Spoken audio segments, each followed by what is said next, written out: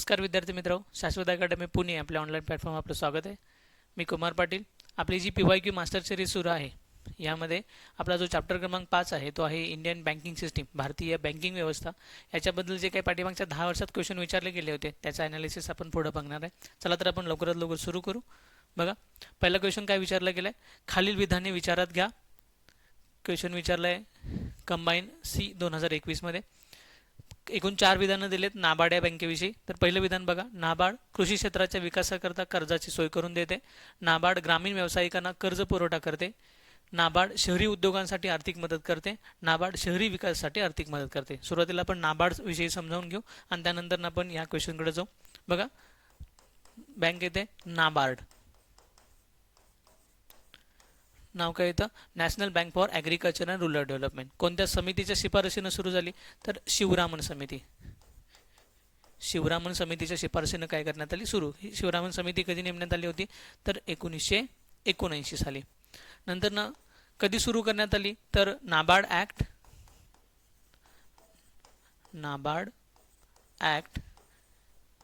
1981 नुसार 12 जुलै 1982 साली हिची काय करण्यात आली, स्थापना करण्यात आली. आता हे मुख्य 2 कामं करते. पहिलं काम आहे ॲग्रिकल्चरसाठी लागणारं रिफायनान्स करणं किंवा कर्ज पुरवठा करणं. कृषी क्षेत्रासाठी कर्ज पुरवठा करणं हे तिचं पहिलं काम आहे. आणि दुसरं काम आहे रूरल डेव्हलपमेंट. रूरल डेव्हलपमेंट तिचं दुसरं काम आहे. ग्रामीण भागांच्या पायाभूत सुविधा आणि ग्रामीण भागातल्या उद्योग व्यवसायांना काय करणं, मदत करणं. ही तिची 2 कामं आहे. त्याच्या नावामध्ये तसं स्पष्ट उल्लेख झालेला आपल्याला बघायला मिळतं. आता यावर आधारित एकूण 4 स्टेटमेंट दिलेले आहेत. पहिलं स्टेटमेंट येतं, नाबार्ड कृषी क्षेत्राच्या विकासाकरता कर्जाची सोय करून देते. तर हे एक्झॅक्टली बरोबर आहे. त्याच्या नावामध्ये तसा उल्लेखच आहे. ॲग्रिकल्चर अँड रूरल डेव्हलपमेंट, ॲग्रिकल्चरसाठी लागणारा रिफायनान्स. आपल्याच्या ॲग्रिकल्चरच्या बँका बघायला मिळतात, त्याला कोऑपरेटिव्ह सोसायटीज म्हणतो किंवा आपण कोऑपरेटिव्ह ज्या बँका बघायला मिळतात आपल्याला ग्रामीण भागामधल्या, ज्या 4 येतात, state cooperative, district cooperative, PSCS आणि लँड डेव्हलपमेंट बँका. ह्या सगळ्यांना रिफायनान्स करायचं काम कोण करत असते, नाबार्ड करत असते. त्यामुळे कृषी क्षेत्राच्या विकासासाठी कर्जाची सोय करून देते. हे विधान एक्झॅक्टली बरोबर आहे. पुढे येतं, नाबार्ड ग्रामीण व्यावसायिकांना कर्ज पुरवठा करते. तर दुसरा देखील भाग आपण दिलेला आहे रूरल डेव्हलपमेंट. रूरल डेव्हलपमेंटमध्ये ती 2 कामं करते. एक इन्फ्रास्ट्रक्चरवर, पहिलं काम करते इन्फ्रास्ट्रक्चरवर आणि दुसरं काम करते ती म्हणजे तिथल्या MSME इंडस्ट्रीला, MSME, micro small medium enterprises नावाचे जे उद्योगधंदे आहेत त्या उद्योगधंद्यांना काय करते, ही कर्ज पुरवठा करायचं काम करते. मग त्यांनी 2025-26च्या बजेटमध्ये आपल्याला जर ह्याबद्दल करंट अफेअर असेल तर ते येतं सी नावाचं एक त्यांनी काय केलं आहे, पोर्टल सुरू केलं आहे किंवा उपक्रम सुरू केला आहे नाबार्डकडून. म्हणजे केंद्र सरकारनं नाबार्डच्या सहाय्यानं हा सुरू करण्यात आला आहे. म्हणजे काय, ग्रामीण भागामध्ये असणारे जे सेल्फ हेल्प ग्रुप आहेत त्यांना आपण सेल्फ हेल्प ग्रुप म्हणतो. सेल्फ हेल्प ग्रुप आहेत त्याने तयार केलेले जे प्रोडक्ट असतात, कलाकुसरीच्या वस्तू असतील किंवा छोटे छोटे फूड प्रोसेसिंगच्या वस्तू असतील, ह्या सगळ्या वस्तू विकण्यासाठी त्यांना योग्य प्लॅटफॉर्म उपलब्ध करून देणं, वेबसाईट उपलब्ध करून देणं किंवा मार्ट उपलब्ध करून दिलं. यासाठी त्यांनी कुठला प्रोग्राम सुरू केला आहे, सी मार्ट नावाचा. कोणता प्रोग्राम सुरू केला आहे, सी मार्ट नावाचा उपक्रम सुरू केलेला बघायला मिळतो. आणि तो कोणाच्या आर्थिक सहाय्यातून केलेला आहे, तर तो नाबार्डच्या आर्थिक सहाय्यातून केलेला आपल्याला बघायला मिळतं. म्हणजे काय, तर ग्रामीण भागातील व्यवसायांना कर्ज पुरवठा करायचं काम देखील कोण करतं, नाबार्ड करायला म्हणजे नाबार्ड केलेलं बघायला मिळतं. आता पुढचे 2 हे बघा वाक्य काय आहेत, नाबार्ड शहरी उद्योगांसाठी आर्थिक मदत करते. तर इथं शहरी उद्योग आणि चौथ्यामध्ये येतं शहरी विकास. नाबार्डचा आणि शहरी भागाचा किंवा अर्बन एरियाचा तसा काही प्रत्यक्ष संबंध असलेला बघायला मिळत नाही. त्याच्या नावामध्ये स्पष्ट तसा उल्लेख आहे ॲग्रिकल्चर अँड रूरल डेव्हलपमेंट. त्यामुळे रूरल भागावरती जास्त फोकस करताना आपल्याला बघायला मिळते. त्यामुळे ही दोन्ही विधाने आपल्याला चूक असलेली बघायला मिळतात. मग कोणती विधानं बरोबर आहेत असं विचारलंय, कोणती विधाने बरोबर आहेत, तर विधान A आणि B हे बरोबर असलेलं बघायला मिळतं. तर पर्याय क्रमांक 2 A आणि B हे एक्झॅक्टली बरोबर असलेलं बघायला मिळतं. त्यामुळं जो काही पर्याय क्रमांक 2 आहे तो आपल्याला बरोबर असलेला बघायला मिळतो. बघा पुढं, 19 जुलै 1969ला ज्या 14 व्यापारी बँकाकडील ठेवीचे मूल्य डॅश डॅश किंवा त्यापेक्षा जास्त होते त्याचे राष्ट्रीयकरण करण्यात आले. आता राष्ट्रीयकरण म्हणजे नेमकं काय असतं, ज्यावेळी गव्हर्नमेंट मेजर शेअर होल्डिंग एखाद्या बँकेचं, संस्थेचं, इन्स्टिट्यूशनचं ज्यावेळी मेजर शेअर होल्डिंग म्हणजे किती, तर 51% जास्त शेअर ज्यावेळी स्वतः विकत घेते किंवा स्वतःकडे घेते त्यावेळी त्याला म्हणतात नॅशनलायझेशन झालं. त्याला काय म्हणतात, राष्ट्रीयकरण झालं किंवा नॅशनलायझेशन झालं. मग बँकांच्या विषयी जर विचार केला तर पहिलं नॅशनलायझेशन झालं 1949ला कुणाचं, RBIचं. नंतर दुसरं नॅशनलायझेशन झालं 1955 साली कुणाचं, SBIचं. नंतर तिसऱ्या नॅशनलायझेशनचा जो दौर आला तो 1969 साली. त्या किती बँका सापडल्या? एकूण 14 बँका सापडल्या, ज्यांचं भागभांडवल किती कोटी होतं? 50 कोटी होतं. ज्यांचं भागभांडवल किती होतं? 50 करोड होतं. म्हणजे भारतामध्ये त्यावेळी अस्तित्वात असणाऱ्या बँका 200 किंवा 200पेक्षा जे जास्त होत्या, त्यापैकी किती बँकांचं भागभांडवल 50 कोटी किंवा त्यापेक्षा जास्त आहे, अशा बँकांचं काय करण्यात आलं? तर नॅशनलायझेशन झालेलं आपल्याला बघायला मिळतं. अशा किती बँका सापडल्या गव्हर्नमेंटला? तर अशा बँका सापडल्या, एकूण 14 बँका सापडल्या. त्या 14 बँकांचं नॅशनलायझेशन करण्यात आलं. आणि दुसरा टप्पा कधी लागू करण्यात आला? तर 1980 साली. 1980 साली तिथं जो काही नॉर्म्स ठरवण्यात आले तो होतं 200 कोटी. ज्या बँकांचं भागभांडवल 200 कोटी किंवा त्यापेक्षा जास्त होतं, अशा बँकांचं काय करण्यात आलं? नॅशनलायझेशन करण्यात आलं. आणि अशा किती बँका सापडल्या? तर एकूण 6 बँका सापडल्या. अशा टोटल एकूण 20 बँकांचं काय करण्यात आलं? नॅशनलायझेशन करण्यात आलं. पण पुढं 1993ला LPG नंतर 1993 साली न्यू बँकेचं काय झालं? तर पंजाब नॅशनल बँकेत PNB मध्ये काय करण्यात आलं? मर्जलायझेशन करण्यात आलं. आणि 19 नॅशनलाइज बँका काय राहिल्या? त्यावेळीपर्यंत अस्तित्वात राहिल्या. आता ते सध्या नाही आहेत. त्याचं बऱ्याच बँकांचं काय झालेलं आहे? मर्जलायझेशन झालेलं आहे. पण त्यावेळी 19 बँका नॅशनलाइज सेक्टरमध्ये काय करत होत्या? काम करत होत्या. त्यावरच आधारित एक क्वेश्चन विचारला गेला की 1969 साली जे बँकांचं नॅशनलायझेशन झालं होतं त्यासाठी भागभांडवल किती पकडलं होतं? तर 50 कोटी किंवा त्यापेक्षा जास्त. मग पर्याय क्रमांक 3. पर्याय क्रमांक 3, ज्या बँकांचं भागभांडवल 50 कोटी किंवा त्यापेक्षा जास्त होतं अशाच बँकांचं काय करण्यात आलं? नॅशनलायझेशन केलेलं आपल्याला बघायला मिळतं. बघा पुढचा क्वेश्चन. भारतातील पहिल्या सोन्याच्या ATMचे उद्घाटन कोणत्या शहरात करण्यात आलं? शहर विचारले. भारतातील पहिल्या सोन्याचे ATM. बघा पहिलं सोन्याचं ATM म्हणजे कधी सुरू करण्यात आले पहिलं सोन्याचं ATM? तर पहिलं सोन्याचं ATM सुरू करण्यात आलं 2022ला. क्वेश्चन कधी विचारला बघा? 2023ला. सप्टेंबर 2022 साली ATM काय करण्यात आलं? भारतामध्ये गोल्ड ATM नावाची संकल्पना पहिल्यांदा अस्तित्वात आली. पहिलं कुठल्या कंपनीकडून आली? तर गोल्ड सिक्का. गोल्ड सिक्का या कंपनीकडून काय करण्यात आलं? हे ATM बसवण्यात आलं. कोणत्या शहरामध्ये बसवण्यात आलं? तर हैदराबाद. हैदराबाद या शहरामध्ये काय करण्यात आलं? पहिलं तेलंगणाची राजधानी हैदराबाद या शहरामध्ये पहिलं ATM बसवण्यात आलं. याचं वैशिष्ट्य काय? तर तुम्ही या ATM मधून डेबिट कार्ड किंवा क्रेडिट कार्ड यांच्या सहाय्याने काय करू शकता? तुम्ही 5 किलोपर्यंत गोल्ड खरेदी करू शकता. डायरेक्ट ATM मधून गोल्डची छोटी छोटी जे कॉईन्स असतात किंवा बिस्किट असतात ते तुम्हाला मिळू शकतात. किती किलोपर्यंत? 5 किलोपर्यंत. मग तुम्ही कितीपासून कितीपर्यंत वापरू काढू शकता? तर 0.5 ग्रॅमपासून ते 100 ग्रॅमपर्यंत तुम्ही अशा 8 प्रकारे किंवा 8 इंटिटीजमध्ये 8 तुम्हाला छोट्या छोट्या भागामध्ये काय करता येतं? हे गोल्ड काढता येतं. आणि याला नाव देण्यात आलं गोल्ड ATM. याला नाव काय देण्यात आलं? Gold ATM. कोणत्या शहरामध्ये असं विचारले? तर कोणत्या शहरामध्ये? हैदराबाद या शहरामध्ये विचारलेलं बघायला मिळतं. करंट अफेअर्सचं इकॉनॉमिक्समध्ये काय महत्त्व आहे हे तुम्हाला बऱ्याच क्वेश्चनमधून बघायला मिळेल. इथं बघा 2022ला ही योजना आली, 2023ला आयोगानं त्याच्यावर क्वेश्चन विचारला. असे बरेचसेच क्वेश्चन तुम्हाला मी सांगेन पुढे जाऊन की ज्यावर रिफॉर्म झालेत, काही सुधारणा झालेत त्यावर क्वेश्चन विचारलाय, नवीन एखादी गोष्ट आली त्यावर आयोगानं क्वेश्चन विचारलाय. त्यामुळे इकॉनॉमिक्समध्ये आपल्याला करंट अफेअर्सचं महत्त्व खूप असलेलं बघायला मिळतं. या प्रश्नाचं उत्तर येतं पर्याय क्रमांक 2. हैदराबाद शहरामध्ये पहिल्यांदा गोल्ड ATM सुरू झालेलं आपल्याला बघायला मिळतं. त्याची इन्फॉर्मेशन आपल्याला इथं दिलेली आहे. नंतर पुढे येतं बघा डॅश डॅश यांच्या अध्यक्षतेखाली खालील बँकिंग क्षेत्रातील सुधारणा समितीने आपला अहवाल भारत सरकारच्या मंत्रालयामध्ये डॅश डॅशमध्ये सादर केला. 2 घटक विचारलेत. एक कोणाच्या अध्यक्षतेखाली आणि दुसरं विचारले कोणत्या साली. असे 2 घटक विचारले. 2 घटक एकाच वेळी काय केले त्यांनी इथं पर्यायामध्ये इन्क्लूड केलेले बघायला मिळतात.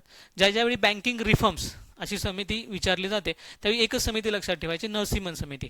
नरसिम्हन समिती 2 वेळा नेमली गेली आतापर्यंत. 1991 साली एकदा, 1991 साली एकदा आणि 1998 साली एकदा. 1991 आणि 1998 ही नेमली गेली 1997 साली, म्हणजे अपॉइंट म्हणतो त्याला आपण. अपॉइंट करण्यात आली 1997 डिसेंबर 1997 मध्ये त्याला अपॉइंट करण्यात आली. आणि त्याने आपला रिपोर्ट कधी सबमिट केला? आता या गोष्टी पण खूप महत्त्वाच्या आहेत का? तर यस आहेत. कारण तसं क्वेश्चनमध्ये स्पष्ट विचारले की आपला अहवाल कधी सादर केला. अपॉइंट झाली 1997ला, डिसेंबर 1997ला. आणि आपला अहवाल कधी सादर केला आहे? तर त्यांनी अहवाल सादर केला आहे 23 एप्रिल 1998 साली. 23 एप्रिल 1998 साली त्यांनी काय केलं? आपला अहवाल सादर केलेला बघायला मिळतं. कोण? नरसिम्हन समिती सेकंड आहे. फर्स्ट कधी नेमली होती? 1991 साली नेमलेली आपल्याला बघायला मिळते. यावरच आधारित एक क्वेश्चन विचारलाय. आता या समितीवर बरेचसेच क्वेश्चन रिपीट झालेले बघायला मिळतात. त्यामुळे ही समिती या चॅप्टरमध्ये खूप महत्त्वाची आहे. ट्रिगर पॉईंट म्हणतो. चॅप्टरमधले ट्रिगर पॉईंट कसे ओळखायचे की ज्या गोष्टीवर जास्तीत जास्त क्वेश्चन विचारले गेलेत ते आपल्याला काय बघायला मिळतात. आता नाबार्डवर जास्तीत जास्त क्वेश्चन बघायला मिळतात किंवा आपल्याला या ह्याच्यामध्ये या समितीवर बँकिंग रिफॉर्म समिती जी बघायला मिळते, नरसिंहन समिती, त्याच्यात देखील जास्त क्वेश्चन विचारलेले बघायला मिळतात. ते ट्रिगर पॉईंट आहेत ते व्यवस्थित आपल्याला पाठच करून ठेवायचे आहेत. क्वेश्चन काय विचारले, कोणाच्या अध्यक्षतेखाली, स्पष्ट झालं कोणाच्या अध्यक्षतेखाली, तर एम नरसिंहन यांच्या अध्यक्षतेखाली. कोणाच्या अध्यक्षते, एम नरसिंहन. त्यामुळे हे दोन पर्याय काय गेले, निघून गेले. पर्याय कोणते राहिले, तर दोन पर्याय राहिले की एम नरसिंहन आपल्याला माहित आहेत. आता राहिलं फक्त साल समान आहे, 1998 1998. आपल्याला काय माहित नाही फक्त, तर एप्रिल की ऑगस्ट माहित नाही. तर सांगितले कधी, 23 एप्रिल 1998ला आपला रिपोर्ट त्यांनी सबमिट केला होता. त्यामुळे पर्याय क्रमांक 1 23 एप्रिल 1998ला त्याने आपला काय केला, अहवाल सादर केला. बघायला मिळतं केंद्र सरकारला त्याने आपला अहवाल सादर केला होता. त्यांनी ते केलेले जे रिकमेंडेशन आहेत त्या रिकमेंडेशनवर बरेचसे क्वेश्चन पण विचारले गेले आणि आज देखील बँकिंग सेक्टरला ते महत्त्वाचे रिकमेंडेशन म्हणून ओळखले जातात. त्यामुळे पर्याय क्रमांक 1 हे त्याचं एक्झॅक्टली उत्तर असलेलं बघायला मिळतं. बघा पुढचं क्वेश्चन विचारलंय, खालील विधाने विचारात घ्या. आता हा पण करंट अफेअर बेस्ड क्वेश्चन आहे. पहिलंच बघा, ठेव विमा आणि पत हमी महामंडळ सुधारणा कायदा संसदेने 2021 मध्ये मंजूर केला. बघा 2021 मध्ये काय केला होता, मंजूर केला होता. 4 सप्टेंबर 2021ला काय झाला, हा कायदा मंजूर झालेला आपल्याला बघायला मिळतं. आता कोणत्याही गोष्टीमध्ये रिफॉर्म्स आला, सुधारणा आली की त्याचा क्वेश्चन विचारला जातो. आता क्वेश्चन कशावर विचारलाय, तर DICGC वर, DICGC deposit insurance and credit guarantee corporation of India याच्यावर क्वेश्चन विचारला गेला. तर ह्याची रचना कधी किंवा याची स्थापना कधी करण्यात आली, तर 12 जुलै 1978. 12 जुलै 1978ला याची काय करण्यात आली, स्थापना करण्यात आली. मुख्य काम काय, जे मोठे म्हणजे आपण त्याला म्हणतो लार्ज क्रेडिट बँकांच्याकडून घेतली जातात, मोठ्या प्रमाणातली कर्ज घेतली जातात, तर बँका त्या दिलेल्या कर्जावर काय उतरतात, तर विमा उतरतात. त्या डिपॉझिटवर काय उतरतात, विमा उतरतात. आणि म्हणून त्याला नाव दिलं जातं डिपॉझिट इन्शुरन्स. ज्या बँका डिपॉझिट काय करतात, खाली लेंडिंग स्वरूपात देतात, बॉरोअर्स करून देतात का बॉरोअरला देतात, अशा कर्जावर काय विचारले जातात, तर विमा उतरले जातात. समजा तो ज्याला कर्ज दिलेला आहे तो जर डिफॉल्टर ठरला का त्यांना पैसे परत नाही दिले बँकेला, तर ऑलरेडी त्याच्यावर काय उतरलेलं असतं, कर्ज उतरलेलं असतं. तेव्हा बँकांना त्यातले काही ना काही रक्कम परत मिळते. किती रक्कम परत मिळते, तर 5 लाख रुपये इतकी रक्कम परत मिळते. किती दिवसाच्या आत परत मिळते, तर 90 दिवसाच्या आत परत मिळते. कोणाकडून, तर DICGC कडून. आता DICGC स्थापना कधी झाली होती, 1978ला. 1977चा कायदा करण्यात आला, DICGC ॲक्ट 1977, आणि त्यानुसार 12 जुलै 1978ला ती स्थापना केली होती. त्या कायद्यामध्ये रिफॉर्म्स कधी केला, तर 4 सप्टेंबर 2021ला त्याच्यामध्ये काय करण्यात आला, रिफॉर्म्स करण्यात आला, सुधारणा करण्यात आली. आणि सुधारणा केल्यानंतर ना यावर लगेच आयोगानं काय केलं, 21ला सुधारणा केल्यानंतर 22ला लगेच क्वेश्चन विचारला. काय विचारला, तर ठेव विमा आणि पत हमी महामंडळ सुधारणा कायदा संसदेने 2021 मध्ये मंजूर केला. तर एक्झॅक्टली बरोबर आहे, पहिलं विधान बरोबर आहे. दुसरं विधान आहे, ठेव विम्याचा हप्ता ठेवीदाराकडून वसूल केला जातो. आता इथं विचारलं ठेवीदाराकडून. ठेवीदाराकडून म्हणजे काय, कर्ज घेणाऱ्याकडून, बॉरोअर्स करून. तर कर्ज घेणाऱ्याकडून हा वसूल केला जात नाही, तर कोणाकडून, त्या बँकेकडून केला जातो. जी बँक त्याला कर्ज देते त्या बँकेकडून हा काय केला जातो, हप्ता भरावा लागतो. किंवा हा हप्ता कोणाला दिला जातो, तर एक प्रकारचं जसं आपण इन्शुरन्स काढतो तसं बँका आपल्या ठेवीवर काय करतात, इन्शुरन्स काढत असतात. कोणाकडं, जसं आपण LIC कडे काढतो तसं यांना कोण आहे, DICGC आणि ECGC आहेत. DICGC हा क्वेश्चन विचारला गेलेला आहे. त्यामुळे ठेवीदाराकडून नाही तर कोणाकडून असतो, हा बँकेकडून असतो. त्यामुळे हे विधान कसं आहे, चूक आहे. नंतर पुढे ठेव विमा हप्ता सर्व विमाधारक बँकांसाठी अनिवार्य आहे. सर्व विमाधारक बँकांसाठी, ज्या ज्या विमाधारक बँका आहेत, ज्यांनी ज्यांनी विमा घेतलेला आहे, DCGCचा विमा ज्यांनी ज्यांनी स्वीकारलेला आहे किंवा ज्या विमाधारक आहेत, त्या सर्व बँकांसाठी हप्ता भरणं काय कंपल्सरी आहे, भरावाच लागतो. त्यामुळे आपण ज्यावेळी जे लार्ज क्रेडिट काढतो, मोठं लोन काढतो बँकांच्याकडून, त्या बँका त्या लोनवर काय उतरतात, या प्रकारचं इन्शुरन्स उतरताना बघायला मिळतात. जर चुकून बॉरोवर्सने किंवा कर्जदाराने पैसे रिफंड नाही केले, परत नाही दिले, तर या विम्यामधून त्याचे पैसे काय मिळतात, थोड्याफार प्रमाणात परत मिळतात. सगळेचे सगळे नाही, निदान 5 लाख तरी रक्कम काय मिळते, परत मिळताना आपल्याला बघायला मिळते. त्यामुळे हा विमाधारकांसाठी अनिवार्य आहे, मॅन्डेटरी आहे. हे विधान काय आहे, एक्झॅक्टली बरोबर आहे. त्यामुळं विधान अ आणि ब, अ आणि क किंवा त्याला A आणि C म्हणतो, हे बरोबर असलेलं बघायला मिळतं. आपल्याला काय विचारले, तर योग्य विधान कोणतं आहे, योग्य विधान असं कोणतं विचारले, तर A आणि C हे विधान योग्य आहे, B हे काय आहे, चूक आहे. त्यामुळे पर्याय क्रमांक 2 A आणि C हे विधान योग्य असलेलं आपल्याला बघायला मिळतं. DCGC म्हणजे DICGC याच्याबद्दल आपल्याला हे विधान योग्य असलेलं बघायला मिळतं. नंतर पुढे येतं, ग्रामीण भागातील शेती आणि संबंधित उपक्रमांना प्रोत्साहन देण्यासाठी कर्ज पुरवठा करणारी डॅश डॅश ही शिखर संस्था आहे. मगाशी सांगितलं होतं आपल्याला की ग्रामीण भागाला किंवा ग्रामीण भागातला शेती आली, शेतीला कर्ज पुरवठा आला, तर एकच बँक आपल्या डोळ्यासमोर यायला पाहिजे, ती म्हणजे NABARD, national bank for agriculture and rural development. National bank for agriculture and rural development he bank आपल्यासमोर डोळ्यासमोर यायला पाहिजे, जिची स्थापना झाली 1982 साली. मुळात ती दोन कामं करते, एक ॲग्रिकल्चरसाठी पतपुरवठा करणं आणि दुसरं काम असतं त्यांचं काय तर रूरल डेव्हलपमेंट करणं, म्हणजे ग्रामीण भागातले जे काही पायाभूत सुविधा आहेत आणि ग्रामीण भागातले जे काही उद्योग व्यवसाय आहेत त्यांना मदत करणं, ही त्याची दोन कामं बघायला मिळतात. त्यामुळे पर्याय क्रमांक 3 नाबार्ड हे एक्झॅक्टली उत्तर असलेलं बघायला मिळतं. नाबार्डबद्दल आपण मागच्या जे काही क्वेश्चन आहे त्याच्यामध्ये डिटेल माहिती घेतलेली आहे.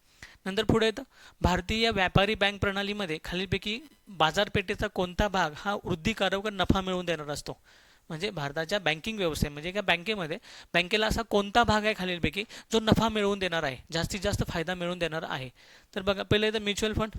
म्युच्युअल फंड नफा मिळवून देणारा भाग आहे, पण जास्तीत जास्त नफा मिळवून देणारा भाग कोणता आहे तर खाली दिलेला आहे मोबाईल बँकिंग. हा बँकिंगचा जो काय पेमेंट सेटलमेंट मेथडचा एक प्रकार आहे.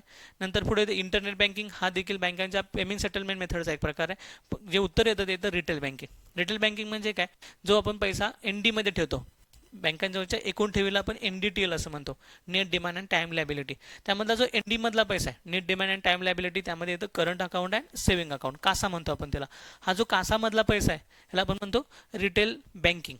यातूनच बँका शॉर्ट टर्मचं लोन प्रोव्हाइड करतात. रिटेल बँकिंग म्हणजे शॉर्ट टर्म लोन देतात त्या बँका, 10 महिन्यासाठी, 12 महिन्यासाठी, 18 महिन्यासाठी, 24 महिन्यासाठी जे काय देतात, कर्ज देतात, त्याला आपण म्हणतो रिटेल बँकिंग. ह्या रिटेल बँकिंगमधूनच बँका मोठ्या प्रमाणात काय मिळतात, फायदा मिळवताना आपल्याला बघायला मिळतात. म्हणजे मोबाईल घेण्यासाठी किंवा घरामध्ये फ्रीज घेण्यासाठी जे मायक्रो युनिटमध्ये कर्ज दिलं जातं त्याला आपण रिटेल बँकिंग असं म्हणतो. आणि रिटेल बँकिंगमधूनच बँकेला काय मिळतो, जास्तीत जास्त नफा मिळताना बघायला मिळतो. त्यामुळे रिटेल बँकिंग हे काय तर पर्याय क्रमांक 3 ह्याचं एक्झॅक्टली उत्तर असलेलं बघायला मिळतं. बघा पुढचा क्वेश्चन, पेमेंट बँकेची प्रमुख वैशिष्ट्ये निवडा. आता पेमेंट बँका भारतामध्ये ज्या काही डिफरन्शियल बँक आहेत, RRB रिजनल रूरल बँका असतील किंवा लोकल एरिया बँका असतील किंवा स्मॉल फायनान्स बँका असतील, त्यामध्ये येतात पेमेंट बँका. पेमेंट बँका कोणत्या कमिटीच्या शिफारशीनं तर नचिकेत मोर कमिटीच्या शिफारशीनं. कधी नेमली गेली होती तर 2016ला ही कमिटी काय झाली होती, नेमली गेली होती 2016 साली. 2016च्या या कमिटीच्या रिकमेंडेशननं एकूण 11 बँकांना काय मिळालं, लायसन मिळालं. म्हणजे 11 फायनान्स कंपन्यांना किंवा 11 छोट्या मोठ्या एंटिटीना काय मिळालं, लायसन मिळालं.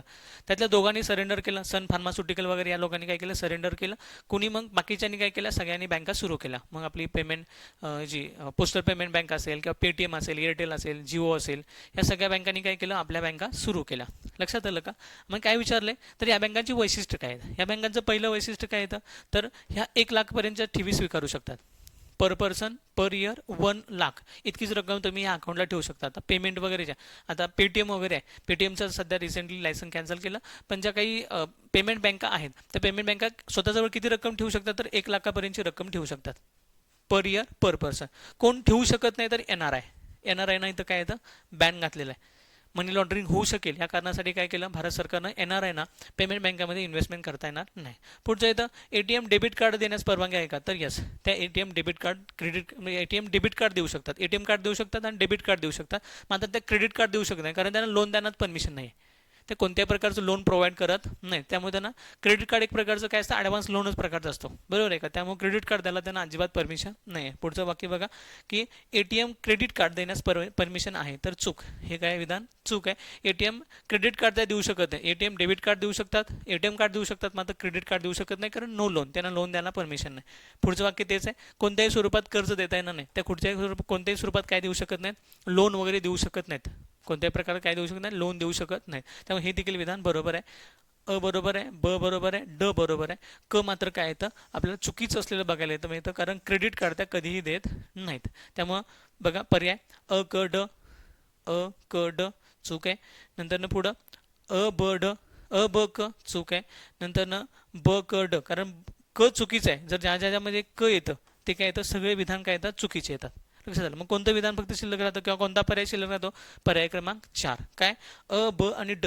अ ब ड हे एक्झॅक्टली बरोबर असलेलं आपल्याला बघायला मिळतं की 3च घटक आहेत, वैशिष्ट्य आहेत कशाची, पेमेंट बँकेची वैशिष्ट्य बघायला मिळतात. बघा पुढचं, खालीलपैकी कोणते विधान बरोबर आहेत.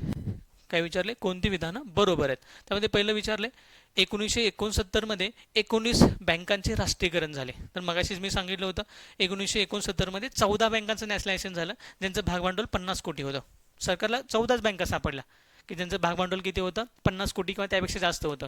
200 पैकी फक्त 50 किती बँका सापडल्या, 14 बँका सापडल्या होत्या. बघा इथे 19 नाही आहे, त्यामुळे हे विधान कसं आहे, चूक आहे.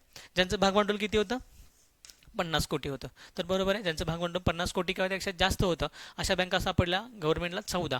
त्यामुळे दुसरं विधान काय आहे, एक्झॅक्टली बरोबर आहे, पहिलं विधान चूक आहे. बघा, फक्त एक, फक्त दोन, तर विधान नंबर 2 फक्त 2 हे काय येतं, एक्झॅक्टली बरोबर येतं, पर्याय क्रमांक 2 ह्याचं काय येतं, उत्तर येतं. पुढचं बघा, खर्च व्यवस्थापन आयोग, EMC म्हणतो आपण त्याला, expenditure management commission. Expenditure management commission कधी नेमण्यात आलं, तर बघा 2014-15च्या बजेटमध्ये कोणी, अरुण जेटली यांनी काय केलं, घोषणा केली की आपण सगळ्या राज्य सरकारांच्या आणि केंद्र सरकारच्या एक्सपेंडिचरवर नियंत्रण ठेवण्यासाठी, मध्ये फिस्कल डेफिसिट असेल, बजेटरी डेफिसिट असेल, किंवा प्रायमरी डेफिसिट असेल, किंवा इफेक्टिव्ह प्रायमरी डेफिसिट असेल, हे सगळ्यांच्या नियंत्रणासाठी किंवा ह्यांच्यावर लक्ष देण्यासाठी एका कमिशनची स्थापना करू, आणि त्याचं नाव असणार आहे EMC, एक्सपेंडिचर मॅनेजमेंट कमिशन नावाचे कमिशन असेल. कोणत्या बजेटमध्ये घोषणा केली, 2014-15च्या बजेटमध्ये काय करण्यात आली, घोषणा करण्यात आली. आता बजेटवर आपल्याला बरेचसे क्वेश्चन बघायला मिळतात, त्यामुळे दरवर्षीचा इकॉनॉमिक सर्व्हे आणि बजेट वाचणं खूप गरजेचं आहे, हे लक्षात ठेवायचं आहे. बघा, 2014-15च्या बजेटमध्ये घोषणा करण्यात आली, कोणी घोषणा केली, अरुण जेटली यांनी. त्यामुळे उत्तर काय असणार आहे बघा, कोणतं साल असणार आहे, 2014मध्ये काय करण्यात आली, ही घोषणा करण्यात आली. बघा 2014 EMC 4 सप्टेंबर 2014, 4 सप्टेंबर 2014ला कोणाची स्थापना करण्यात आली, EMC, एक्सपेंडिचर मॅनेजमेंट कमिशन काय करण्यात आलं, स्थापन करण्यात आलं. पहिले अध्यक्ष कोण होते, तर बिमल जालान. आता त्यावेळी कोण होते, तर RBIचे गव्हर्नर होते, आणि RBIचे गव्हर्नर काय असतो, याचा हेड असतो. त्यामुळे त्यावेळी कोण होते, बिमल जालान होते. त्यामुळे EMCचे पहिले जे काही प्रमुख आहेत, हेड आहेत, ते कोण येतात, तर बिमल जालान असलेले आपल्याला बघायला मिळतात. पर्याय क्रमांक 2 हे त्याचं एक्झॅक्टली उत्तर असलेलं बघायला मिळतं. बघा पुढं, बिगर अनुसूचित बँका म्हणजे अशा बँका की ज्या भारतीय रिझर्व्ह बँक कायदा 1934च्या मध्ये समाविष्ट नाहीत, असं क्वेश्चन विचारले. आता थोडंसं याला आपण म्हणतो नॉन शेड्यूल बँका, शेड्यूल आणि नॉन शेड्यूल हा प्रकार कसा पडला बघा. पहिल्या टप्प्यातल्या बँकांचं नॅशनलाइज झालं 1969 साली. किती बँका सापडल्या, 14 बँका सापडल्या, ज्यांचं भागभांडवल किती होतं, 50 कोटी होतं. नंतर दुसऱ्या टप्प्यामधलं जे बँकांचं नॅशनलायझेशन झालं ते 1980 साली झालं. ज्या किती बँका सापडल्या, 6, ज्यांचं भागभांडवल होतं 200 कोटीपेक्षा जास्त, 200 कोटी किंवा त्यापेक्षा जास्त. पण काही बँका अशा सरकारला सापडल्या, या बँकामध्ये अशा काही बँका सापडल्या की पहिल्या टप्प्यामधलं 50 कोटीचं नॅशनलायझेशन होताना, दुसऱ्या टप्प्यामधलं 200 कोटीचं नॅशनलायझेशन होताना अशा बँका पण होत्या ज्या बँका या नॅशनलायझेशनपासून खूप लांब पण नव्हत्या, खूप दूर नव्हत्या. म्हणजे काय, ज्यांचं भागभांडवल इथं 50 कोटी असताना 45 कोटी 48 कोटी असं होतं, की ज्या खूप लांब नव्हत्या. आणि इथं 150 कोटी 180 कोटी ज्यांचं भागभांडवल होतं, अशा पण बँका होत्या काही भारतामधल्या. आता हे जे काही या बँका आहेत त्या नॅशनलायझेशनमधून वाचल्या, परंतु त्या नॅशनलायझेशन खूप लांब पण नव्हत्या. अशा 12 बँकांची काय केली, गव्हर्नमेंटने एक लिस्ट बनवली. किती बँकांची, 12 बँकांची एक लिस्ट बनवली. आणि ती लिस्ट जोडली कुठं, तर लिस्ट जोडली कुठलं, तर RBI ॲक्ट 1934 ह्याच्या सेकंड शेड्यूलला, दुसऱ्या परिशिष्टाला त्या बँकांची लिस्ट जोडली. दुसऱ्या परिशिष्टाला काय करण्यात आली, लिस्ट जोडण्यात आली. आणि नंतर ज्यावेळी प्रायव्हेटायझेशन सुरू झालं 1991ला LPG स्वीकारलं, आणि 1993-94 पासून आपण काय द्यायला चालू केलं, 1991 पासूनच आपण प्रायव्हेट बँकांना लायसन द्यायला चालू केलं. त्यावेळी पहिलं प्रायव्हेट बँकाचं लायसन या 12 बँकांना मिळालं. त्यानंतर मग नरसिम्हन कमिटी आली, मग परत 10 बँकांना, नरसिम्हन कमिटी सेकंड परत 2 बँकांना, असं पुढं काय झालं, प्रायव्हेटायझेशनचा दौर सुरू झाला. मात्र कितव्या शेड्यूलमध्ये ठेवलेल्या बँकांना आपण शेड्यूल्ड बँका असं म्हणलं, तर सेकंड शेड्यूलमध्ये दुसऱ्या परिशिष्टामध्ये ठेवलेल्या बँकांना आपण काय म्हणलं, तर शेड्यूल्ड बँका असं म्हणायला चालू केलं. त्यामुळे भारतीय बँकांचे 2 प्रकार पडले, शेड्यूल बँका आणि नॉन शेड्यूल बँका. ज्या 12 बँका होत्या त्यांना नाव देण्यात आलं शेड्यूल्ड, आणि ज्या 12 सोडून इतर बँका होत्या, म्हणजे नॅशनलाइज बँका 19, आधी 20 होत्या 93 पर्यंत, नंतर पुढं शेड्यूल बँका आल्या, नंतर शिल्लक राहिल्या त्यांना नॉन शेड्यूल बँका म्हणायला चालू केलं. आता सध्या शेड्यूल नॉन शेड्यूल असा भाग काढून टाकला, सगळ्याच बँकांना आता शेड्यूल बँका म्हटलं जातं. शेड्यूल बँकामध्ये प्रत्यक्ष नियंत्रण ज्यांचं काय कोणाचं असतं, RBIचं असतं, त्यांना शेड्यूल बँका असं म्हटलं जातं. RBIच्या ॲक्ट 1934च्या ज्या सेकंड शेड्यूलमध्ये काय होता, समाविष्ट होता, त्या सगळ्या बँकांना काय म्हटलं जातं, शेड्यूल बँका असं म्हटलं जातं. त्यामुळे बघा, पर्याय क्रमांक 1 दुसऱ्या परिशिष्टामध्ये ज्यांना जोडलेलं आहे त्या सगळ्यांना काय म्हणलं जाईल, शेड्यूल बँका म्हणलं जाईल. बघा पुढचा क्वेश्चन, भारतातील एकूण राज्यापैकी कोणते राज्य ठेवी जमा करण्यामध्ये अग्रेसर आहे. ठेवी जमा करण्यामध्ये अग्रेसर असणारं कोणतं राज्य आहे? तर नेहमीच कोणतं राज्य? महाराष्ट्र हे राज्य ठेवी जमा करण्यामध्ये काय अग्रेसर असलेलं बघायला मिळतं. बरीच वर्ष झालं महाराष्ट्रामध्ये सगळ्यात जास्त बँकांमधल्या ठेवी NDTL म्हणतो सगळ्यात जास्त महाराष्ट्रामध्ये बघायला मिळतं. म्हणूनच आपण काय म्हणतो तर आर्थिक राजधानी इकॉनॉमिकल कॅपिटल ऑफ इंडिया म्हणून काय ओळखलं जातं? महाराष्ट्राला ओळखलं जातं. सगळ्यात जास्त ठेवी कोणाच्या आहेत? तर महाराष्ट्राच्या आहेत. 2 नंबर कोण येतं? तर दिल्ली येतं. 2 नंबरला कोण येतं? दिल्ली येतं. 3 नंबरला येतं UP उत्तर प्रदेश आणि 4 नंबरला कोण येतं? तर कर्नाटक येतं. 4 नंबरला कोण येतं? कर्नाटक येतं. जर रँकिंग लक्षात ठेवायचं असेल ठेवीनुसार तर ही आपल्याला ठेवीनुसार रँकिंग असलेली बघायला मिळते. त्यामुळे पर्याय क्रमांक 4 हे उत्तर होतं महाराष्ट्र हे उत्तर असलेलं आपल्याला बघायला मिळतं. नंतर बघा पुढं बँकिंग क्षेत्रातील सुधारणांच्या संदर्भात मी म्हटलं होतं ना ही कमिटी खूप महत्त्वाची आहे ज्याच्यावर रॅपिडली क्वेश्चन विचारले गेलेत. बँकिंग क्षेत्रातील सुधारणांच्या संदर्भात नरसिम्हन यांच्या अध्यक्षतेखाली नेमलेल्या समितीने आपला अहवाल एप्रिल 1998 मध्ये सादर केला. मागाशी म्हटलं होतं 23 एप्रिल 1998 ला सादर केला. का PYQ सोडवायचे? क्वेश्चन बघा रिपीट झालाय. हा क्वेश्चन आहे 2017चा. हा जर नीट केला असता तर आपल्याला 2021चा क्वेश्चन आरामात काय झाला असता? सुटला असता की कुठली बँक म्हणजे कोणती समिती आणि कोणत्या दिवशी त्यांनी आपला रिपोर्ट सादर केला होता? तर एप्रिल 1998 मध्ये रिपोर्ट सादर केला होता. आणि कोणती समिती होती? नरसिम्हन समिती होती. यामध्ये याचं क्वेश्चनच काय करण्यात आलंय म्हणजे ह्या क्वेश्चन्सच नंतर पुढे आन्सर करण्यात आलं आणि आपल्याला क्वेश्चन विचारण्यात आलेला बघायला मिळतो. त्यामुळे PYQ सोडणं किती गरजेचं आहे यावरून आपल्याला लक्षात येतं. 98 मध्ये सादर केला. बँकिंग क्षेत्र मजबूत होण्याच्या संदर्भात खालीलपैकी कोणती सूचना या समितीने बँकिंग क्षेत्रातील सुधारणा 1998च्या अंतर्गत केली नव्हती असं विचारले? कोणती केली नव्हती? त्यामुळे शिफारशी पाठ करणं गरजेचं आहे. कुठली होती हे लक्षात आलं की कुठली नव्हती आपल्याला लगेच लक्षात येईल. बघा भांडवलाचा पुरेसा पुरवठा होण्याच्या संदर्भात नवीन आणि योग्य नियम लागू करणे. तर त्यांनी RBI मध्ये रिफॉर्म्स केला आणि त्यामध्ये त्यांनी CRR SLR कमी करायचा काय केला निर्णय घेतला आणि त्यानुसार त्यांचं भांडवल वाढेल. काय वाढेल? तर बँकांचं स्वतःचं जे पेडअप कॅपिटल भांडवल आहे ते वाढेल या दृष्टीने काय करण्यात आला होता? विचार करण्यात आला होता. पहिलं विधान बरोबर आहे. शासकीय अंदाजपत्रकातून बँकांच्या भांडवलाची पुनर्स्थापना करणे. बँकांचं भांडवल वापरण्यासाठी अंदाजपत्रकाचा म्हणजे बजेटचा वापर करणं ही शिफारस अजिबात त्यांनी केलेली नव्हती. बँकिंग सेक्टर रिफॉर्म बद्दल समिती होती त्यामुळे यामध्ये त्यांनी सरकारच्या अंदाजपत्रकाबद्दल काहीही भाष्य केलेलं बघायला मिळत नाही. त्यामुळे हे गोष्ट त्यांनी केलेली नव्हती. आता आपल्याला लक्षात आलं की काय विचारलं? केली नव्हती असं विचारलंय. त्यामुळे आपल्याला लक्षात येतं की B ही घटक आहे केलेली नव्हती. त्यामध्ये ज्या पर्यायामध्ये B आहे बघा 4 नंबर आणि 1 नंबर हे 2 पर्यायामध्ये B आहे. हे 2 पर्याय आपोआप काय होतात? डिलिमिनेट होतात म्हणजे ते निघून जातात. सर लक्षात आलं. राहिलं कोणतं? फक्त 1 आणि 4. तर पुढचं वाचू मग आपल्याला लक्षात येईल. सन 2000 पर्यंत सर्व बँकांची अकार्यक्षम मालमत्तेची पातळी म्हणजे आपण NPA म्हणतो नॉन परफॉर्मिंग असेट आहे ते किती टक्क्यापर्यंत आणायचं आहे? 5% पर्यंतच्या खाली आणणे आणि 2002 पर्यंत ते 3% खाली आणणे. NPA कमी करणे ह्यांचा मुख्य उद्देश हा रिफॉर्मचा तोच होता. त्यामुळे हे विधान काय आहे? एक्झॅक्टली बरोबर आहे. नंतर प्राधान्य क्षेत्राकरता देण्यात येणाऱ्या पतपुरवठ्यावरील व्याज अनुदान घटकात पूर्णपणे कपात करणे. आता नेमकं काय आपण म्हणतो? PSL priority sector lending.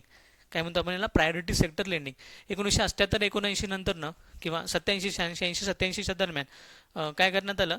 तर लक्षात आलं की कमर्शियल बँका काय करत नाहीत? विशिष्ट सेक्टरसाठी कर्ज पुरवठाच करत नाहीत. त्यामुळे नवीन एक सिस्टीम आणली तिला नाव दिलं PSL प्रायोरिटी सेक्टर लेंडिंग किंवा अग्रक्रम क्षेत्राची देयता. काही अग्रक्रमानं क्षेत्र ठरवण्यात आली. कृषीपूरक व्यवसाय किंवा पुढं education MSME industry renewable energy ह्यासारख्या गोष्टींना 7 गोष्टींना कशामध्ये घालण्यात आलं? NP कशामध्ये घालण्यात आलं? तर PSL मध्ये घालण्यात आलं. प्रायोरिटी सेक्टर लेंडिंगमध्ये घालण्यात आलं. तर बँकाने आपल्या एकूण लोनच्या किती टक्के लोन? तर 40% लोन. म्हणजे एखादी बँक 100 रुपये लोन देते त्यातलं 40 रुपये लोन कंपल्सरी PSL ला गेलं पाहिजे. प्रायोरिटी सेक्टरनं गेलं पाहिजे असं कंपल्शन करण्यात आलं 1987 पासून. लक्षात आलं का?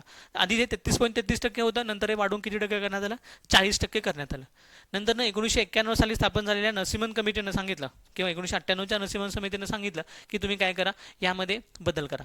एवढं जर PSL ला लोन द्यायचं असेल तर कमर्शियल लोन कमी दिलं जाईल बँकांकडून आणि बँकांचा पतपुरवठा कमी होईल आणि बँका काय येतील? धोक्यात येतील.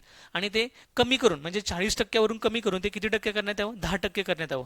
40% कमी करून ते किती टक्के करण्यात यावं? 10% करण्यात यावं अशी शिफारस कोणी केली? तर नरसिम्हन समितीनं केलेली बघायला मिळते. त्यामुळे हे देखील विधान काय? कपात करणे म्हणजे 40% कमी करून किती करण्यात यावं? 10% करण्यात यावं. ही जी काही हे आहे शिफारस आहे ती कोणी केली होती? नरसिम्हन समिती 1998 सेकंड नरसिम्हन समितीनं केलेली आपल्याला बघायला मिळते. त्यामुळं हे देखील विधान कसं आहे? बरोबर आहे. मग कोणतं विधान फक्त चूक आहे? तर B हे विधान फक्त चूक आहे. A, C आणि D हे विधान काय आहे? एक्झॅक्टली बरोबर असलेलं बघायला मिळतं. मग विचारलंय काय? तर कोणती नव्हती असं विचारलंय. त्यामुळे कोणतं नव्हतं? तर फक्त B नव्हतं. मग इथं पर्याय क्रमांक 4 हा काय येतो एक्झॅक्टली बरोबर येतं. फक्त बी ही जी शिफारस आहे ती कुणी केलेली नव्हती, एम नरसिंहन समिती 1998 यांनी केलेली नव्हती असं आपल्याला म्हणावं लागेल. पुढचं बघा, खालील विधाने विचारात घ्या. Combine C 2019. पतपत्र देणे हे व्यापारी बँकांचे प्राथमिक कार्य. दोन घटक, पतपत्र आणि प्राथमिक कार्य. आता बघा, व्यापारी बँकांची जी प्राथमिक कार्य येतात ते दोन येतात. एक डिपॉझिट ठेवणं, काय करणं, डिपॉझिट ठेवणं म्हणजे ठेवी ठेवणं, आणि दुसरे तर ते म्हणजे काय, बॉरो करणं म्हणजे काय, तर कर्ज देणं. ही मुख्य कार्य येतात, ह्याला म्हणतात प्राथमिक कार्य. ह्याला कोणती कार्य म्हणतात, प्रायमरी वर्क्स किंवा प्राथमिक फंक्शन असं याला म्हटलं जातं. आणि यावर आधारित घटक असतात त्यांना आपण काय म्हणतो, दुय्यम कार्य म्हणतो. मग पतपत्र देणे आपण त्याला क्रेडिट सर्टिफिकेट देणे हे दुय्यम कार्य. कोणतं कार्य, दुय्यम कार्य, प्राथमिक कार्य नसलेलं बघायला मिळतं. त्यामुळे हे विधान काय आहे, चूक आहे. नंतर पुढे, व्यापारी बँकेच्या चालू ठेवी आणि बचत ठेवी यामध्ये काहीही फरक नाही असं म्हणलेलं आहे. पण तसं नसतं. चालू ठेवी आणि म्हणजे सेव्हिंग अकाउंट आणि करंट अकाउंट याच्यामध्ये फरक आहे. आपण त्याला कासा म्हणलं होतं मग अशी, current account and saving account यांच्यामध्ये फरक येतो. आता हे लोक व्यापारी म्हणजे करंट अकाउंट असतं ते व्यापारी लोक काढतात. यामध्ये किती पण वेळा पैसा ठेवता येतो, किती पण वेळा काढता येतो. यामध्ये पैसे ठेवण्यावर काढण्यावर कोणतीही मर्यादा बघायला मिळत नाही. पण यावर ठेवलेल्या पैशाला अजिबात व्याज दिलं जात नाही. दुसरं घटक येतो ते म्हणजे सेव्हिंग अकाउंटमध्ये कधीही पैसा ठेवता येत नाही, कधीही काढता येत नाही, त्याला काही लिमिटेशन असतं. परंतु यावर ठेवलेल्या पैशाला काय मिळतं, आपल्याला व्याज मिळतं, म्हणून याला म्हणतात सेव्हिंग्स अकाउंट. लक्षात आलं का, यामध्ये ॲब्सोल्युटली मोठा फरक आहे. पण हे काय म्हणतात इथं की कोणताही फरक नाही असं म्हणतात. त्यामुळे हे विधान काय, चूक आहे. पहिलं विधान चूक आहे, दुसरं विधान पण चूक आहे. आता तिसरं विधान बघा, देशाच्या मध्यवर्ती बँकेकडून पतपैसा निर्माण केला जातो. आता पतपैसा, क्रेडिट क्रिएशन ही जी संकल्पना आहे ही बँकांशी लागू होते, मध्यवर्ती बँकांशी नाही. मध्यवर्ती बँक, आरबीआय काय करत नाही, क्रेडिट निर्माण करत नाही, किंवा पतनिर्मितीचं काम हे आरबीआयचं नाही, बँकांचं आहे. आरबीआय फक्त पैसा छापते आणि छापलेल्या पैशातून किंवा ठेवीदाराच्या पैशातून बँका काय करत असतात, क्रेडिट क्रिएशन करत असतात किंवा पतनिर्मिती करत असतात. तर पतनिर्मिती करणं हे काम कुणाचं नाही आहे, मध्यवर्ती बँकेचं नाही आहे, तर हे कुणाचं आहे, पतनिर्मिती करणं किंवा पैसा निर्माण करणं हे कुणाचं काम आहे, बँकांचं काम आहे. त्यामुळे हे विधान काय आपल्याला चूक असलेलं बघायला मिळतं. त्यामुळे ए बी सी ही तिन्ही विधानं कशी आहेत, चूक आहे. आणि आपल्याला विचारलं काय, कोणती विधानं असत्य आहेत, कोणती विधानं असत्य आहेत, तर तिन्ही विधानं असत्य आहेत. त्यामुळे पर्याय क्रमांक 4 वरीलपैकी सर्व ही विधानं, सर्वच्या सर्व विधान आपल्याला काय बघायला मिळतात, असत्य असलेली बघायला मिळतात. बघा पुढचा क्वेश्चन, योग्य जोड्या जुळवायच्या. बघा पहिलं येतं प्रमुख बँकांचे राष्ट्रीयकरण. आता बऱ्याच वेळा क्वेश्चन रिपीट झाला आहे, तर कोणतं साल येतं बघा जिथं राष्ट्रीयकरण झाले, तर हे 19 जुलै 1969 काय झालं, तर नॅशनलायझेशन झालेलं बघायला मिळतं. पुढे येतं प्रादेशिक ग्रामीण बँकांची स्थापना. आता प्रादेशिक RRB म्हणतो आपण, रिजनल रुरल बँका, RRBची स्थापना 1975 काय करण्यात आला, तर ठराव करण्यात आला. ठरवलं कधी, RRBची स्थापना, रिजनल रुरल बँका, ग्रामीण क्षेत्रीय बँका असं म्हटलं जातं. कमर्शियल बँका ग्रामीण भागामध्ये पोहोचत नाहीत, त्यामुळे आपण काही डिफरन्शियल बँका काय केल्या होत्या, सुरू केल्या होत्या. त्याला RRB असं नाव दिलं होतं, रिजनल रुरल बँका. आता ह्यांच्यामध्ये पण करंट अफेअर आहे. रिसेंटली 2025-26च्या बजेटमध्ये, 26-27च्या बजेटमध्ये निर्मला सीतारामनजी यांनी घोषणा केलेली आहे की आपण प्रत्येक राज्यासाठी फक्त एकच काय ठेवणार आहे, RRB ठेवणार आहे. 1 स्टेट 1 RRB. आधीच्या प्रत्येक राज्यामध्ये मल्टिपल होत्या, महाराष्ट्रामध्ये 3 होत्या, त्या आता 2 राहिल्या होत्या, UP मध्ये 5 होत्या. अशा प्रत्येक राज्यामध्ये मल्टिपल RRB होत्या, रिजनल रुरल बँका होत्या. त्यांना आपण कॅन्सल करून काय करणार आहे, 1 स्टेट 1 RRB. प्रत्येक राज्यासाठी काय करणार, आपण एकच RRB ठेवणार आहे. बजेट 2026-27 मध्ये घोषणा करण्यात आली, तर रिपीट क्वेश्चन होऊ शकतो, त्यामुळे याला लक्षात ठेवणं गरजेचं आहे. RRB कधी स्थापन करण्यात आलं, 1975 साली. 1975 साली घोषणा करण्यात आली आणि 2 ऑक्टोबर 1976ला पहिली RRB, पहिल्या 5 RRB स्थापन केल्या पण UP मध्ये, उत्तर प्रदेशमध्ये सुरू केलेल्या बघायला मिळतात. त्यामुळे बघा RRBची स्थापना कधी केली, तर 1976चा कायदा, 1976च्या कायद्यानुसार काय करण्यात आली, तर याची रचना करण्यात आलेली बघायला मिळते. पुढे एकदा इम्पेरियल बँक ऑफ इंडियाचे स्टेट बँकेत रूपांतर.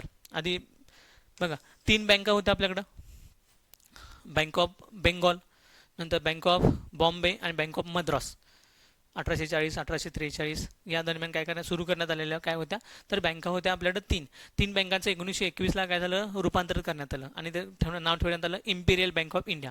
नंतर पुढे नेमण्यात आली स्वातंत्र्यानंतर गोरखवाला समिती.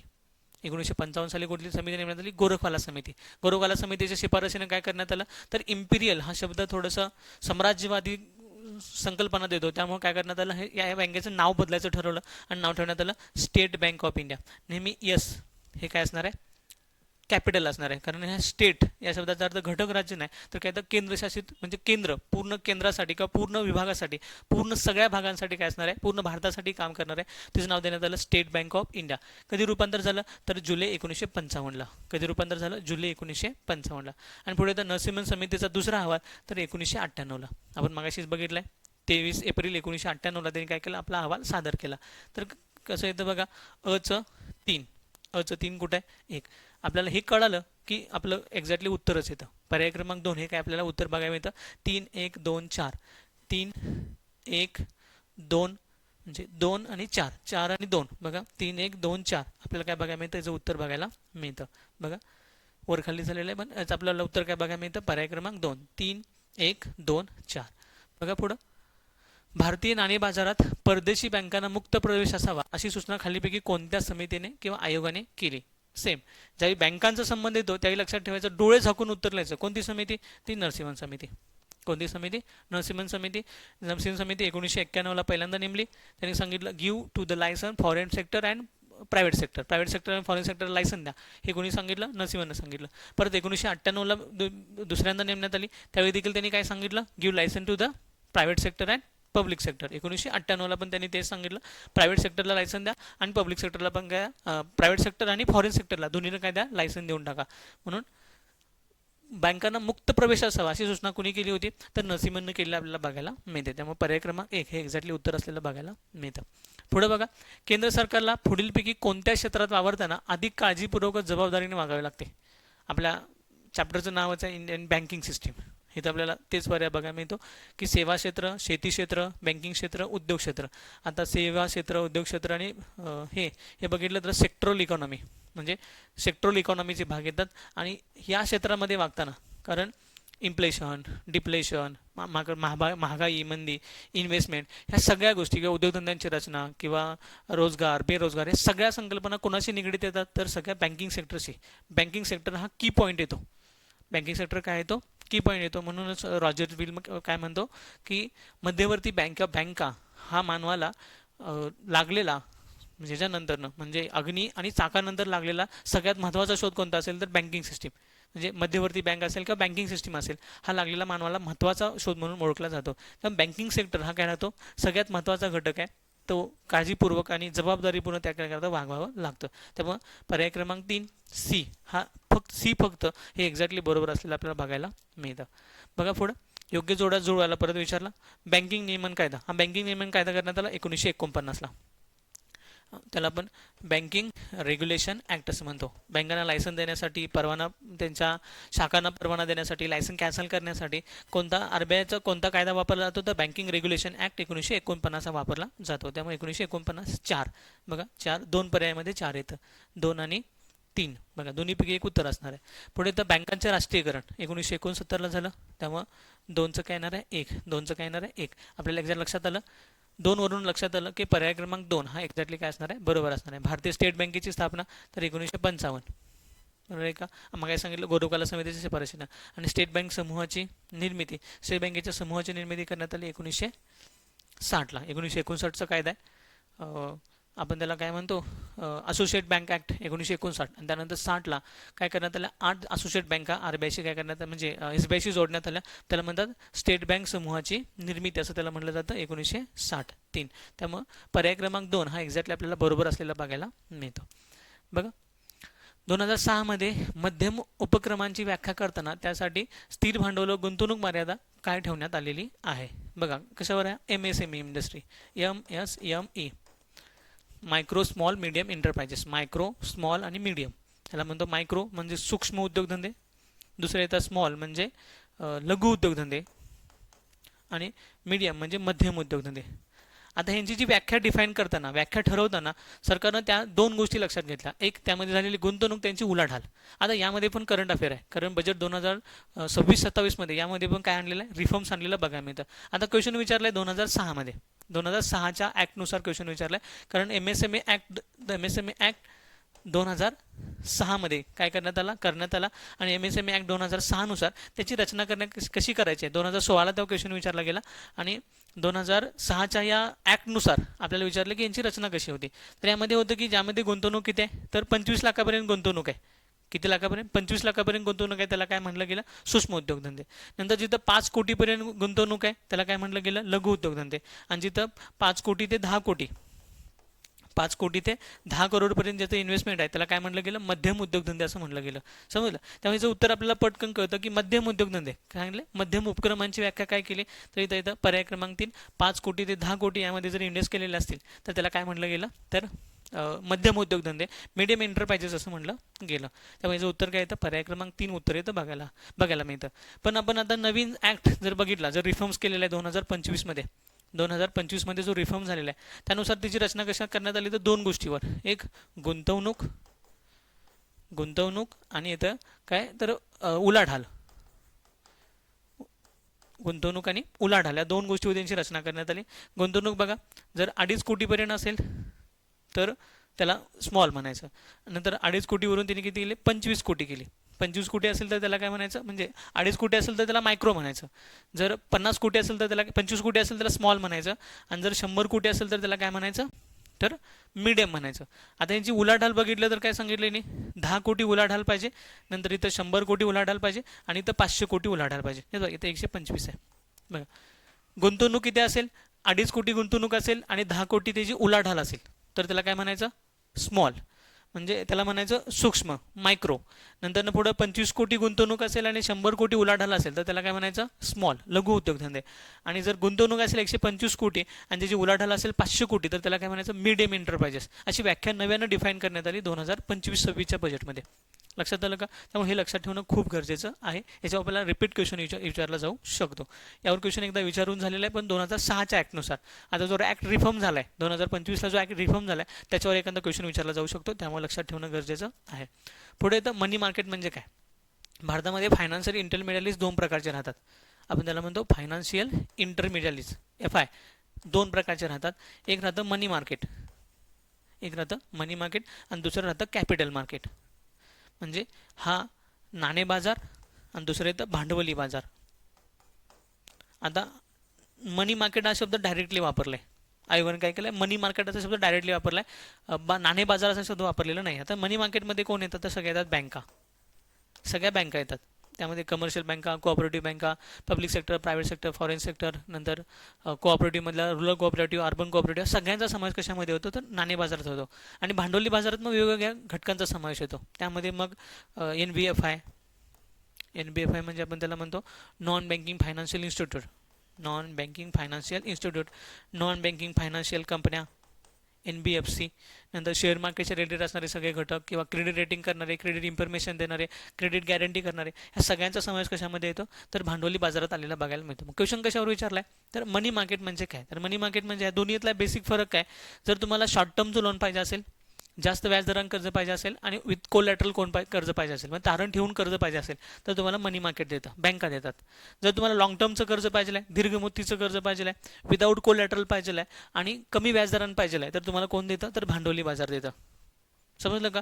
मग क्वेश्चन कशा विचारलाय? नाणे बाजारावर क्वेश्चन विचारलेला बघायला मिळतो. काय क्वेश्चन विचारलाय? तर मनी मार्केट म्हणजे काय? तर अशी जागा जिथे पैशाचा व्यवहार केला जातो. ज्या बाजारात अल्पमुदतीची निधी कर्ज दिली जातात, निधी कर्ज दिले जातात आणि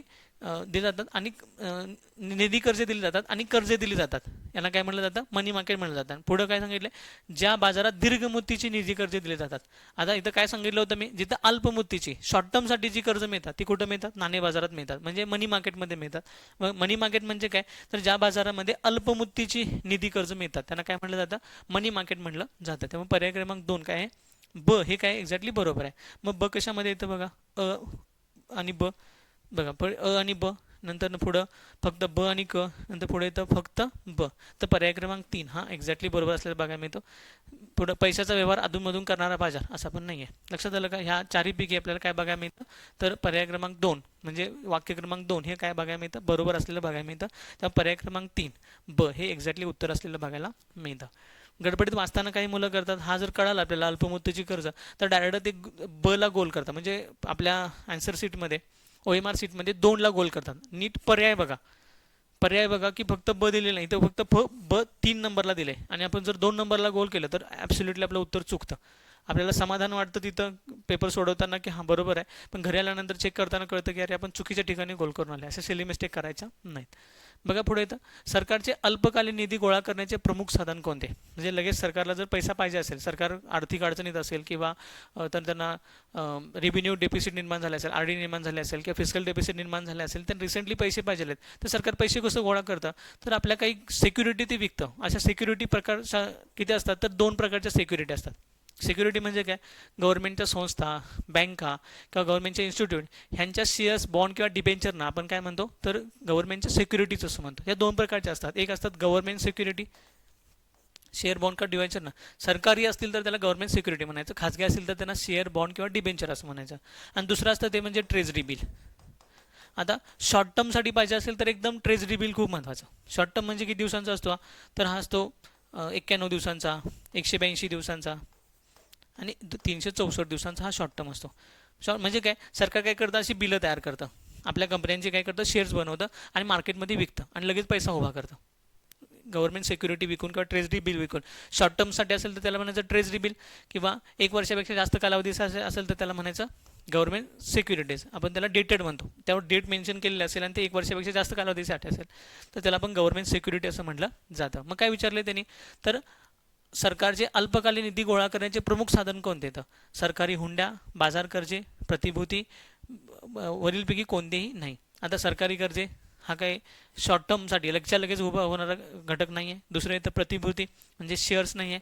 तर पुढे येतं वरीलपैकी कोणतेही नाही आहे, हे पण नाही आहे. तर काय तर सरकारी हुंड्या, ज्या किती प्रकारच्या असतात? या 2 प्रकारच्या असतात, गव्हर्नमेंट सिक्युरिटी आणि ट्रेजरी बिल. या प्रकारच्या ज्या सरकारच्या हुंड्या असतात, समजलं, यांच्यातून काय करतं सरकार? मोठ्या प्रमाणात आपल्याला शॉर्ट टर्मसाठी लोन उभा करताना आपल्याला बघायला मिळतं. नंतर पुढे येतं, खालीलपैकी कोण निर्यातदार कर्जदारांना निर्यात कर्ज देण्यामधील जोखमीसाठी बँकांना विमा संरक्षण प्रदान करते? बघा, निर्यातदारांना निर्यातदार कर्ज म्हणजे एक्सपोर्ट इम्पोर्ट कर्जदारांना कर्ज देण्यामधील जोखमीसाठी, म्हणजे मगाशी आपण तसं DICGC म्हणलं होतं, DICGC ही काय करते? आपल्याला जर लोन पाहिजे असेल तर लोनची ही काय करते? क्रेडिट गॅरंटेटर म्हणून काम करते किंवा डिपॉझिट इन्शुरन्स म्हणून काम करते. तसेच एक्सपोर्ट इम्पोर्टसाठी जी काम करते ते येते ECGC. मगाशी मी बोललो होतो ECGC, export credit guarantee enterprises किंवा एजन्सी असं म्हटलं जातं, किंवा त्याला कॉर्पोरेशन म्हणतात. ECGC कॉर्पोरेशन या नावाने तिला ओळखलं जातं. ECGC 1958 साली तिची आपण स्थापना केली होती. एक्सपोर्ट इम्पोर्टसाठी जे लोक कर्ज घेतात त्यांची क्रेडिट गॅरंटर म्हणून काय करते? काम करते. आता यामध्ये ती आहे का? भारतीय आयात निर्यात बँक, एक्झिम बँक ही लोन द्यायचं पुरवठा करते, लोन द्यायचं काम करते, रिफायनान्स एजन्सीमधून काम करते, पण ही क्रेडिट गॅरंटी घेत नाही. बघा पुढं, निर्यात प्रोत्साहन भांडवली वस्तू EPCG नाही, तर export credit guarantee corporation of India, यालाच आपण ECGC म्हणतो. ECGC export credit guarantee corporation of India ही काय करते? तर एक्सपोर्ट इम्पोर्टसाठी जी लोन लागतात त्यांची क्रेडिट गॅरंटर म्हणून काम करते. त्यामुळे पर्याय क्रमांक 3 हा एक्झॅक्टली बरोबर असलेला बघायला मिळतं. म्हणजे या दोन्ही पण क्वेश्चन विचारलेत, DICGCवर आणि ECGCवर. हे सगळे भांडवली बाजाराचे भाग आहेत. दोन्हीचे दोन्ही काय आहेत? भांडवली बाजाराचे भाग असलेले आपल्याला बघायला मिळतात. त्यामुळे यांचा अभ्यास करणं खूप गरजेचं आहे. बघा, अशा प्रकारे एकूण काय विचारले होते? काही क्वेश्चन इंडियन बँकिंग सिस्टीमवर विचारले होते. चला तर भेटूया आपण पुढच्या लेक्चरमध्ये, पुढचा एक नवीन चॅप्टर घेऊन. तोपर्यंत धन्यवाद.